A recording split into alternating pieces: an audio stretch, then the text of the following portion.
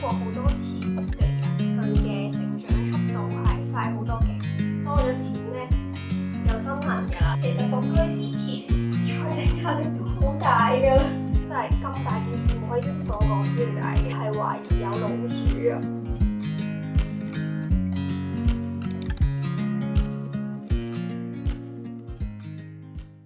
搬家呢回事，我諗如果問10個人意見，其中應該有9個都會覺得麻煩。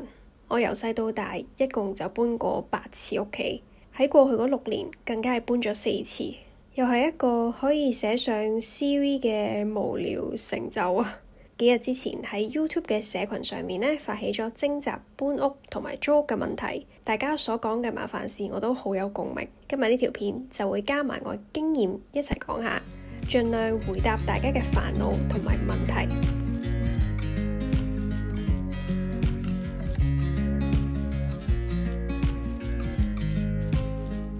Hello， 大家好嘛，我係 Kristen 啊。今次呢條片咧就可能同平時啲片有少少唔同嘅。有時睇外國嗰啲 YouTuber 片咧，佢哋成日都好興咧，一路喺度整嘢食啦，或者一路焗嘢烘焙嘅時候就一路做 Q&A 噶嘛。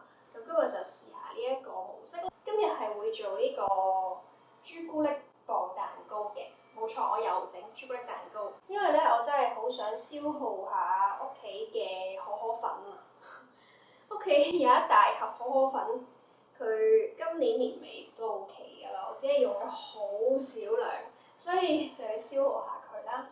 整咗啲液體嘅嘢先，加咗油先。呢個係粟米油。呢個係自從我做多咗烘焙之後，先發現原來烘焙唔一定係用牛油嘅，用粟米油或者橄欖油啲食譜都 OK 嘅。咩原因會搬屋搬咁多次？細個嘅時候咧就係跟屋企人搬屋㗎啦，咁就屋企人搬屋無非都係因為一係就買樓，一係就賣樓啦，呢兩個原因啦。前前後後咧都搬咗4次喎，去到大概6年之前啦，我真正第一次自己搬出嚟，就嗰陣時同個朋友一齊合租嘅。咁嗰個理由咧就係因為屋企人叫啦，同埋後尾屋企人都離開香港啦，咁所以都不得已係要自己租住嘅。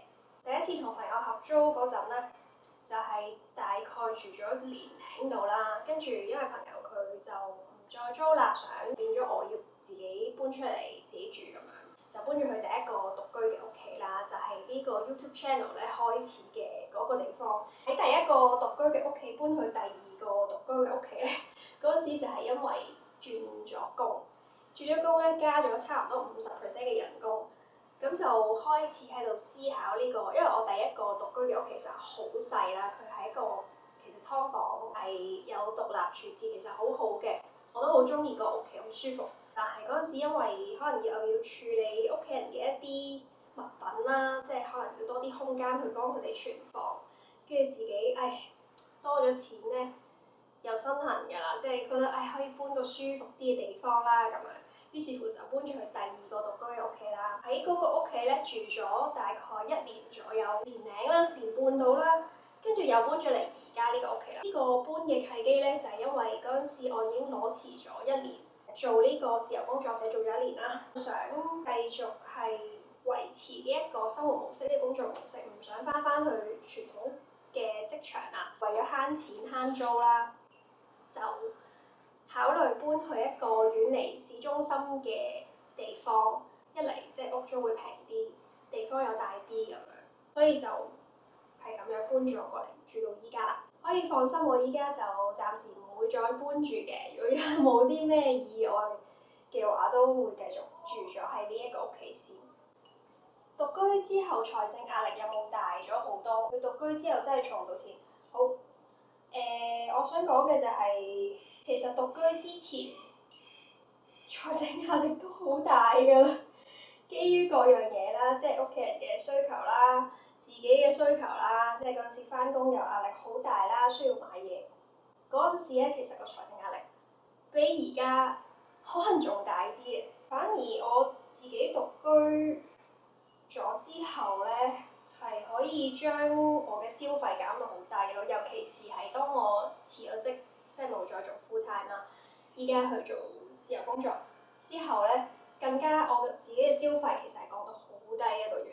7月我食嘢，即係我買餸煮嘢食啦，咁間中會出去食下嘢咁樣，一個月都係用咗1700蚊左右咯。財政壓力就我覺得同屋企人住嘅時候都會有，咁獨居嘅時候都會有嘅，就睇下自己嗰個生活模式係點樣咯。我覺得係用少嘅錢都可以過到舒服嘅生活嘅。如果真係儲唔到嘅話，就可能思考下有啲咩生活方面嘅開支可以 cut 啦。前嗰排我先同我男朋友佢坐低一齊喺度 review 大家嘅財政狀況，就係每年嘅 fix 嘅開支啦，一啲可變嘅開支啦，有啲咩可以 cut 啦，有啲咩真係唔可以 cut 咁樣就 review 咗一次，幾好嘅呢個。有冇遇到啲咩麻煩嘅事？係有嘅。呢幾年獨居咧，遇過麻煩事唔少㗎。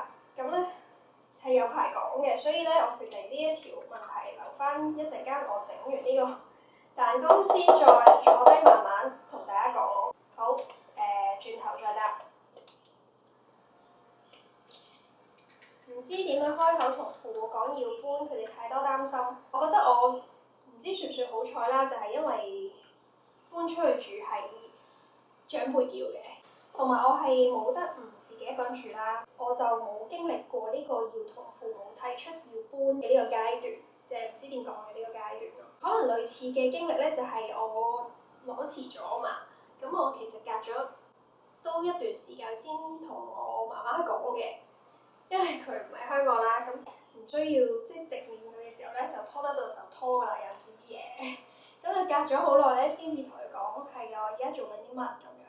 但係咧，佢嘅反應又比我想像中係容易接受嘅，因為我嘅行動啦，或者我嘅解釋係令到佢信服。咁如果係想搬出去住，你要同父母講，但唔知點講嘅時候咧，佢哋可能你要消除佢哋嘅擔心，就係要真係你要做足功課去同佢哋解釋點解你想搬出去啊。跟住你搬出去之後，你可能你嘅開支你其實都有管理過嘅，你有預過㗎啦，都 OK 嘅咁樣解釋俾佢聽，將呢啲理據去心平氣和地解釋俾佢聽啦，佢哋會容易接受嘅。識得有人咧，佢係會整咗一個 PowerPoint 咯，直頭整咗個 PowerPoint 解釋俾父母聽，佢嚟緊要做嘅一個好重大決定，即係離開香港咁樣。present 俾佢哋見到有理有據，咁自己仔女其實都真係大過佢哋 OK 嘅喎，咁佢哋可能個接受度會好啲嘅。下一條，點解搬咁多次唔直接買樓？依家住嗰區交通方唔方便？想知你幾時會出街食飯？因為新觀眾嚟嘅。點解搬咁多次唔直接買樓咧？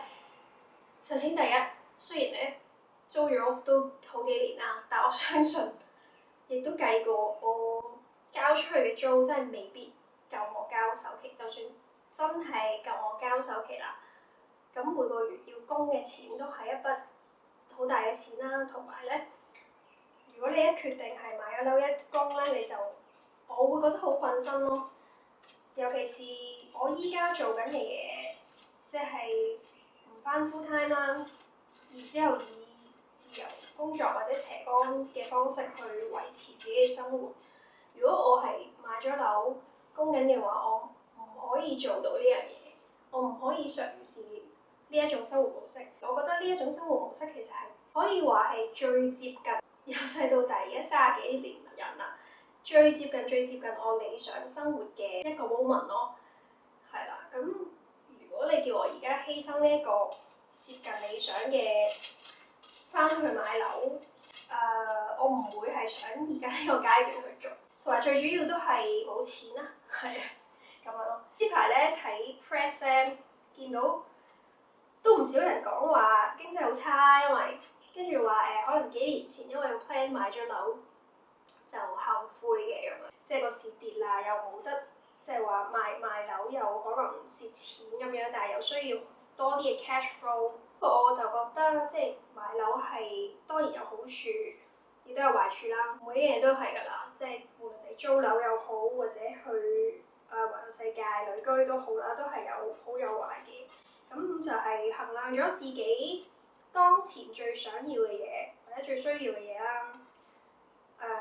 配唔配合得到，然之後揀一個啱自己嘅方式就 OK 啦。而家住屋區交通方面，我就覺得都 OK 嘅。當然唔會及得以前住市中心，可能一落街行幾步就係地鐵站咁樣啦。但係呢度就村屋，其實新界西咧位於一個村屋，咁就搭一程幾個字嘅巴士就會出到市區㗎啦，所以我覺得都方便嘅。想知幾時出街食飯？就係、我約咗朋友嘅時候啦，或者同男朋友出街嘅時候啦，或者同屋企人食飯，係啦，又或者真係因為我而家一個禮拜返2日 part time 嘅出去，如果有陣時咧個 part time OT 咗，跟住返到嚟又好攰嘅時候咧，就可能會買外賣咯嗰陣時，但係就主要都係煮飯比較多，但係我都會出街食嘅。攪勻咗，唔知喺咪度？攪勻咗之後咧，就可以篩粉啦。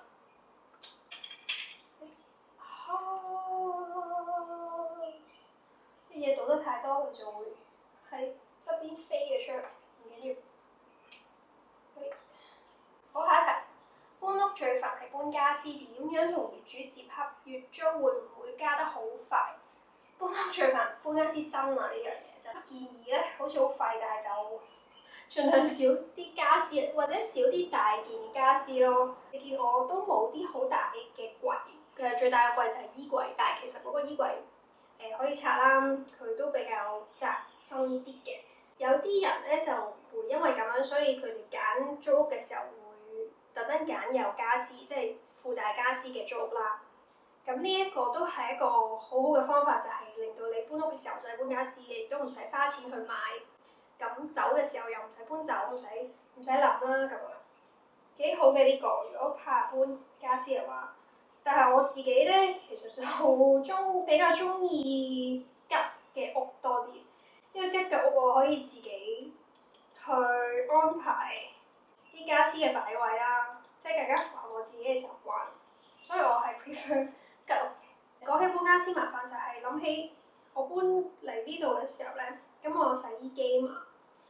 我要搬洗衣機過嚟啦，但係個搬屋公司搬到過嚟咧，幫我裝翻洗衣機之後咧，佢一嘢戒爛咗條喉，即係佢用嗰啲膠紙封住我嘅洗衣機、石油洗衣機嗰啲喉嘅時候啦，咁佢嚟到裝翻咧，咁佢要即係解開嗰啲膠紙封翻，戒嘅時候咧就應該係戒到嗰條喉啦，睇唔到裂痕嘅，當然佢係可能一下咁樣大力咗，但係表面睇唔到，跟住到我真係洗嘅時候咧。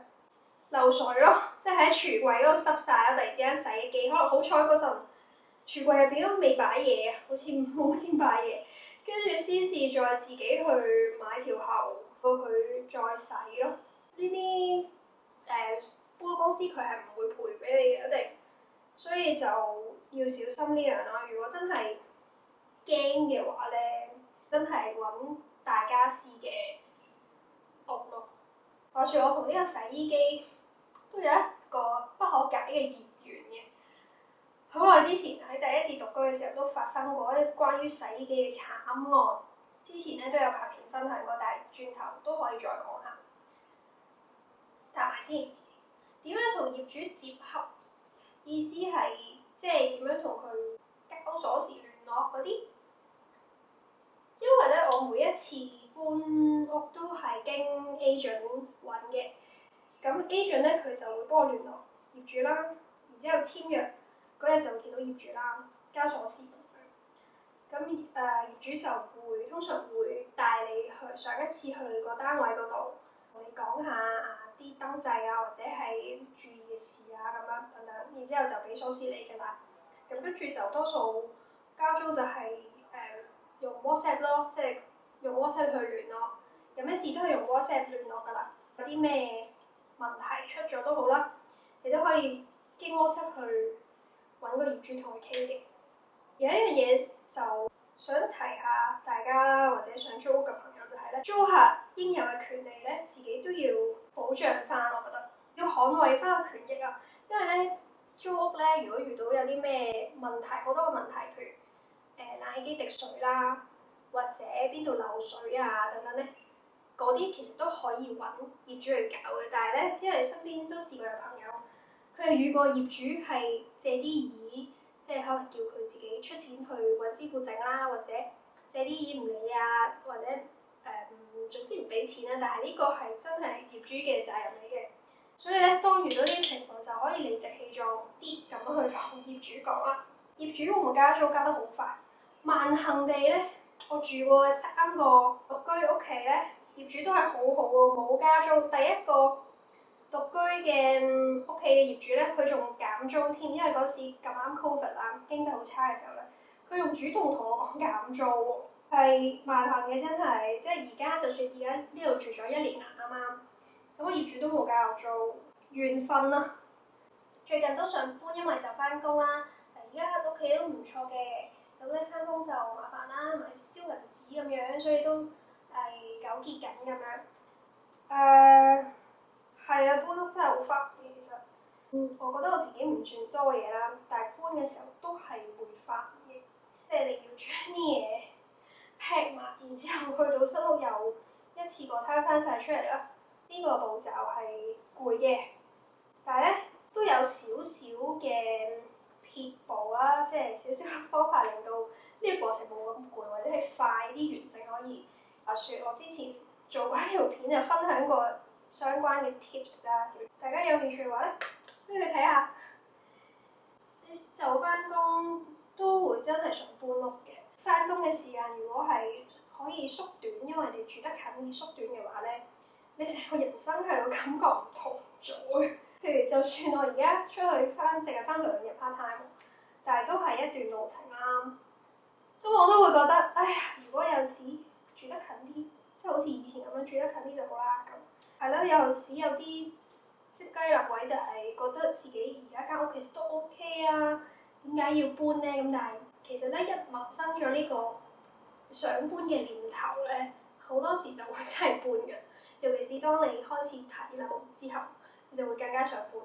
我自己係咁，搬屋真係一個燒銀紙行為，真啊！呢個你唔係全部嘢都可能可以帶到去新屋嗰度。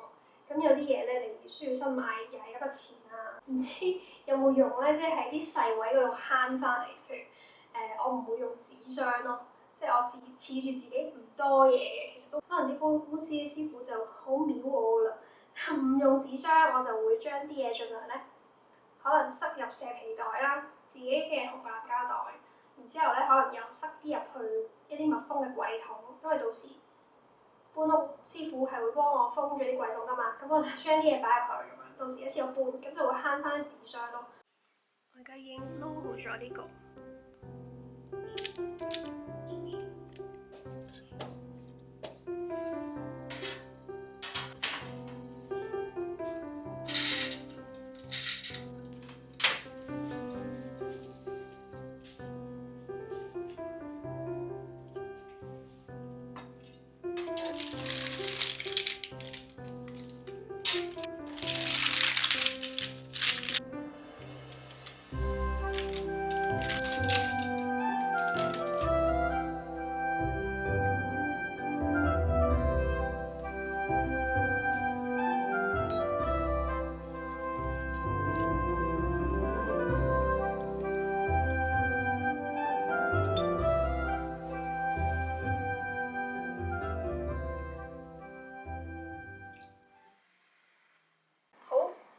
簿仔已備，我哋繼續啦。我哋去翻咧頭先最第一條租屋獨居有冇遇到啲咩好煩嘅事？係真係有嘅，呢個真係咧坐低即係斟杯茶咁樣慢慢講就啱啦。首先咧，我第一個獨居嘅屋企係一個唐樓嘅劏房嚟嘅，從來都唔記得有冇喺 YouTube 講過咧，真係咁大件事冇喺 YouTube 講過，唔知點解嘅。嗰陣時咧係懷疑有老鼠啊，預咗可能會有啲曱甴間唔中爬上嚟都算啦。不過嗰陣時住2年幾咧就唔算話好多曱甴嘅，萬幸地。但係老鼠我就真係搞唔掂。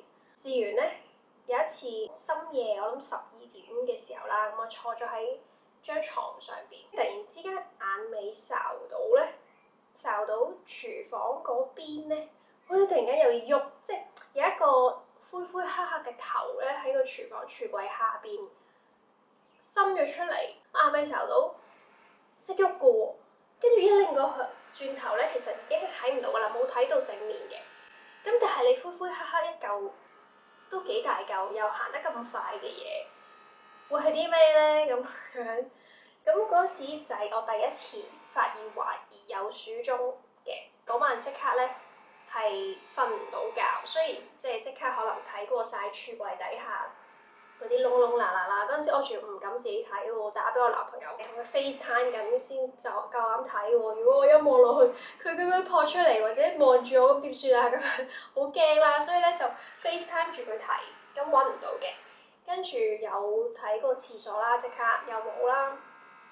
跟住嗰啲窿窿罅罅位又唔多角啦，即係床邊啊或者係衣櫃嗰啲又唔覺喎咁樣。好啦，咁第二日咧我就同業主講啦。就講翻呢件事，咁佢聽到佢都震驚啦，梗係佢話好好嘅，佢即刻幫我揾嗰啲驅蟲驅鼠嘅人上嚟檢查。咁上嚟檢查完咧，又冇發覺有喎，即係嗰啲冇話有巢穴啊喺間屋嗰度冇嘅。咁可能真係路過咁樣，咁就算啦。自此之後咧，我就將最有可能接駁到去街嗰條渠嘅嗰個廁所位啊。咁我每一晚我都會閂廁所門瞓覺啦。總之我用完廁所我就一定會閂門。咁有咩事都好，佢爬上嚟都好，都係廁所啫，佢唔會走入嚟我房嗰度搞我噶嘛，咁樣咯。如是者咧又過咗一排啦，直到咧有一日，我又可能10點幾嗰啲鐘數翻到屋企喎，拉開廁所門，開燈，見到咧廁所嗰卷廁紙啊，係即係平時可能突咁短咁上下短，即係一卷嗰啲廁紙咧，突咁上下短出嚟掹嘅啫嘛。但係嗰日嗰卷廁紙咧，明顯係好似人為咁樣咧，俾人掹拉長咗去馬桶後邊嗰個位棘住咗喎。即係如果唔係人，即係人就算你爆我格，你唔會搞我卷廁紙啊，係咪？我又冇其他財物損失嗰啲，咁就知。會係即係一個可能性嘅啫，就係米老鼠啦。嗰下我就哇又好驚啦，即刻又 call 我男朋友，佢咧就嗰陣時就打咗的過嚟陪我，就真係幫我睇過確定晒廁所冇老鼠啦，咁我先夠膽走入去沖涼咯。其實住嗰2年，我係冇真正睇過一隻老鼠嘅真面目嘅，但係有呢2件事發生啦。同埋間唔中咧喺廁所可能會見到啲疑似老鼠屎嘅一粒黑色喺地下，咁我就一路都有同業主反映嘅，咁我就好驚啦真係，咁業主係一個女人，佢都明我一個女仔住喺度，又如果有老鼠，當然我好驚啦，咁佢都好好，佢買咗後尾買咗一個嗰啲電子嗰啲驅蟲同埋驅鼠器俾我咧，就放喺屋企長開咁樣。然之後我就即係當然係每一晚瞓覺之前都會閂廁所門啦，呢個基本啦。同埋我沖完涼係一定會噴嗰啲香茅精油啊，噴喺嗰啲渠位啊。上網睇就係老鼠話怕香茅嗰種味嘛。咁如是者咧住咗2年幾搬走咗咯喎，跟住後尾咧就租咗俾下一個租客啦。咁嗰個租客咧而家就成為咗我朋友。佢入住咗一排之後咧，佢都有同我講翻話，廁所懷疑有老鼠屎啊咁樣，咁我哋就即刻揾業主啦，又係商量究竟點搞好啦咁。例如個業主咧就重新再叫其他師傅咧上嚟睇過 check 過，最終發現咧，因為劏房嚟㗎嘛2間，咁但係咧佢廁所嗰條渠啊，有一條渠咧佢係會通到過去隔離屋嘅，即係冇封實嘅，兩邊通道嘅。咁就一問之下咧，原來隔離屋係有見過有老鼠，即係樓下啲老鼠咁樣捐上嚟。咁當2個單位係互通，中間冇封嘅時候咧，就梗係啲老鼠可能喺 A 出現就得，當然可能會爬埋去 B 睇下有冇嘢食啊咁樣啦。咁先真相大白咯，業主幫我 friend 即係新個租客就幫佢封咗嗰個互通嘅渠口啦，終於都咁封咗之後咧，就冇再見到有老鼠屎，咁都好安樂地喺嗰度生活啦咁樣。呢個真係，就算我而家諗翻起都覺得係我租屋生涯裏面名列前茅、數一數二嘅一啲震撼嘅事件。我都知香港係多老鼠嘅，但係喺屋企出現真係搞唔掂咯，大佬。如果大家要去唐樓啦，睇唐樓、租唐樓，或者真係劏房嘅，可能就問一問個 agent 或者業主有冇呢一啲情況，兩個單位中間有一條渠通咗，冇封到咁樣，真係會驚啦！呢啲係咪先？仲有嗰間屋咧，即係我第一間住嗰間獨居嘅屋咧，間唐樓其實真係好多問題。我之前都曾經出過一條片講過、提過下嘅。嗰間屋就係裝修非常有問題啦，就係、譬如頭先一開始提過話洗衣機嘛，同洗衣機有業緣啊，就係嗰陣時一開始搬到去，咁我買咗新嘅洗衣機，咁當然師傅嚟裝啦。喺裝嘅時候咧就話冇去水喉，即係可能因為佢係劏房，來去水位嗰個位可能喺隔離屋嗰度。一搣咗我嗰邊咧就冇呢個來去水位喎，佢就話分攤一人一半啦，嗰個來去水位整個錢，咁好啦咁樣，咁整完咧都未算最煩呢個，整完終於有得洗衫啦，都嗰度都搞咗幾日，開第一季，點知咧嗰啲洗衣機嘅水咧就喺個外牆嗰度咧，咁樣好似噴泉咁樣噴咗落去樓下一間家私鋪嘅門口嗰度喎。即係整濕咗人木嗰啲嘢，整壞咗喎。香港地喎，有幾可？你會遇到嘅情況係你洗下衫，突然之間嗰啲水咧係會喺個外牆即係半空嗰個位咧咁樣啡咗落嚟，整濕人哋個頭咧咁，跟住我就即刻就跑翻上樓咧，就熄咗洗衣機咁樣。到嗰一刻咧，我都仲未洗到我第一機衫，開業主啦，咁啊業主後係揾人上嚟睇啦。跟住先至發現原來係佢裝修嘅時候咧，嗰啲裝修佬都可能蝦佢一個女人咧，就呃咗個業主，即係有好多位做得唔好嘅嘢，即係譬如呢啲冇來去水位啦，跟住嗰個出邊出水嗰個位又唔封啦，又會漏水啦，即係可能熱水爐嗰啲漏水，總之噼里咔啦好多問題，就變咗。我住入去好煩啊！即係頭一兩個月都係覺得好煩嘅。點解我住咗一間咁嘅屋？但係業主其實佢都唔想嘅，因為佢都俾人跣咗，佢都使咗幾皮嘢去裝修，然之後裝咗幾個月，點知裝咗一撇屎咁樣出嚟。但係佢就好嘅，佢所有嗰啲維修佢都願意係付出翻，佢願意支付啦。當然呢個都係正常啦，應該係因為間屋嘅問題嘛，唔係我住到咁樣。係咯，呢啲煩事啦，都發現好難一心二用我自己。下個問題，一般屋最大嘅問題係改地址，每一次改唔晒到最後收唔到信先填方改。你每一條片我都有睇，好中意㗎。好，多謝你先，首先多謝你中意睇我每一條片。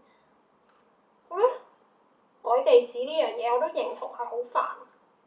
但係近呢2年已經好多，因為咧而家好多銀行同埋或者保險嗰啲公司咧都可以上網就改到地址，唔使親身去。哇！以前搬屋真係要親身去銀行填 form，然之後排隊。而家可以真係 e-banking 或者個 app 就可以改到，我覺得已經係好咗好多啦。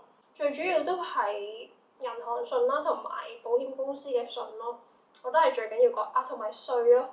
稅局，因為呢3樣最緊要，我就一定會改咗先。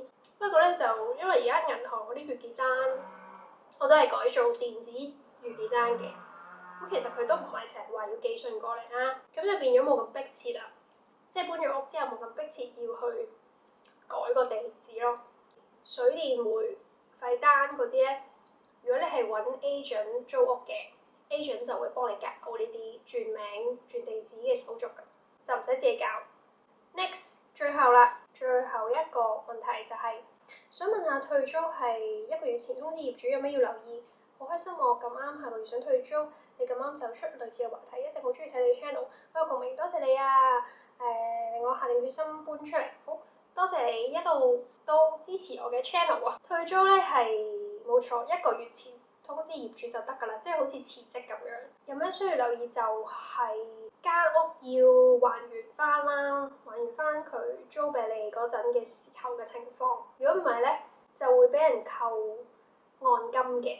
但正常嚟講咧，其實冇乜話大嘅損傷，即係可能啲牆有少少自然嘅裂痕啊等等，即係天然嘅損壞，即係隨時間可能嗰啲傢俬一定會有啲損壞噶嘛。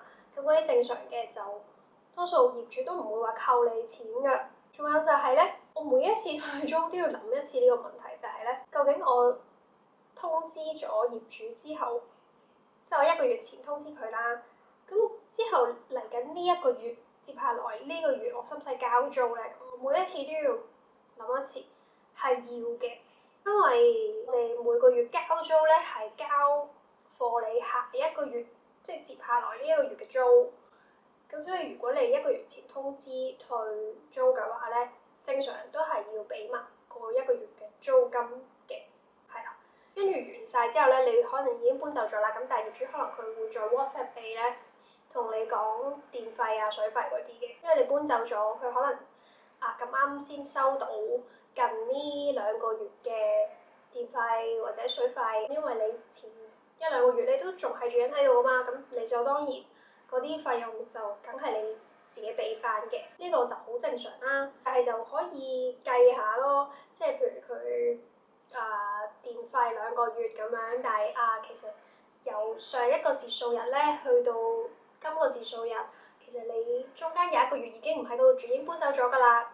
咁所以其實呢2個月電費咧，應該可能除翻開2個月，或者係即係計翻 exactly 你住緊嗰個時段嘅用嘅電費咁樣，你可以咁樣同業主計翻啦。咁就唔好蝕底或者冇交多咗啦。搬走咗之後嘅水電煤咧，就你已經係唔關你事㗎啦。跟住都冇乜其他特別嘢，就係同業主好嚟好去就最好啦。自己租2嚟幾嘅業主都係非常之好嘅，我又準時交租，佢又唔會加我租咁樣，又唔會難為我。有咩事有咩問題咧，同佢講，佢又會幫我執咁啊。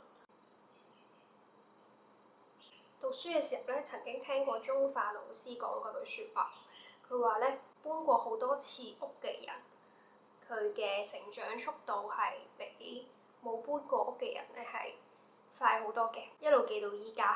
可能就係因為我由細細個開始已經係經常搬屋嘅一個人，每一次搬屋或者到大個咗之後租屋，可能要面對嘅挑戰都非常多啦。每一次咧經歷完，即係大步攬過之後，都覺得自己